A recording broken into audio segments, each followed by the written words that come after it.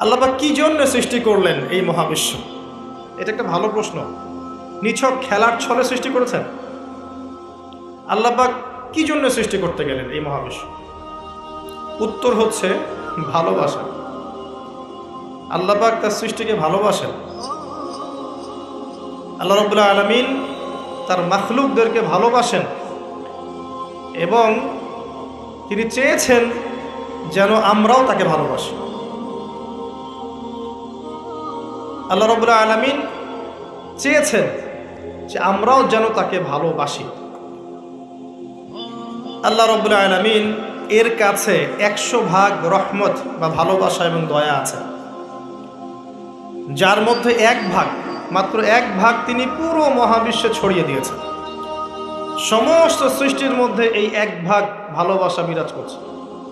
এই 1 ভাগের মধ্যে আছে বাবা মায়ের প্রতি ভালোবাসা, স্ত্রী সন্তানের প্রতি ভালোবাসা, আমাদের বাচ্চা কাচ্চাদের প্রতি ভালোবাসা, আত্মীয়তার হক, প্রতিবেশীর হক, দেশকে ভালোবাসা, আবেগ অনুভূতি সব এই 1 ভাগের মধ্যে আছে।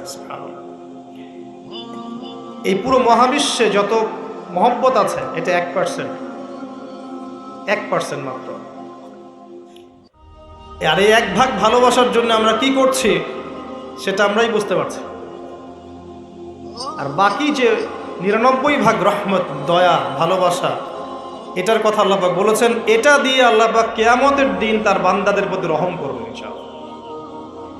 আশা করা যায় যে ইনশাআল্লাহ আমরা যদি তাওহীদের উপর থাকি, কবিরা গুনাহ না করি, গুনাহ হয়ে গেলেই তওবা করে ফিরে আসি, অন্যের ক্ষতি না করি, সুন্নতে থাকার চেষ্টা করি, হালাল খাই, আশা করা যায় ইনশাআল্লাহ আমরা জান্নাতে যাব।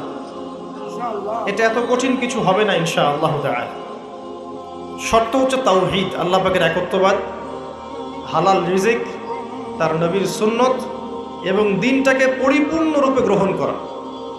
আমল করতে পারেন না পারেন, আকীদা বিশ্বাস রাখা। ইসলাম একটা পরিপূর্ণ জীবন ব্যবস্থা, এর মধ্যেই প্রত্যেকটা বিষয়ের সমাধান আছে। হয়তো আপনি আমল করতে পারবেন না, কিন্তু আকীদা আছে। আশা করা যায় ইনশাআল্লাহ আল্লাহ পাক সগীরা গুনাহগুলো আমাদের মাফ করে দেবেন ইনশাআল্লাহ। 99 ভাগ রহমত। কয়েকটা এক্সাম্পল দিচ্ছি আমি। একজন ব্যক্তি ছিলেন বনু ইসরাইলের মধ্যে, সেই ব্যক্তি 99টা খুন করেছিল, 99টা মার্ডার করার পরে সে চিন্তা করেছে তওবা করবে। তার তওবা আছে কি না এটা জিজ্ঞেস করার জন্যে তিনি অনেক মানুষের কাছে ঘুরেছেন। তাকে সবাই নেগেটিভ উত্তর দিয়েছে।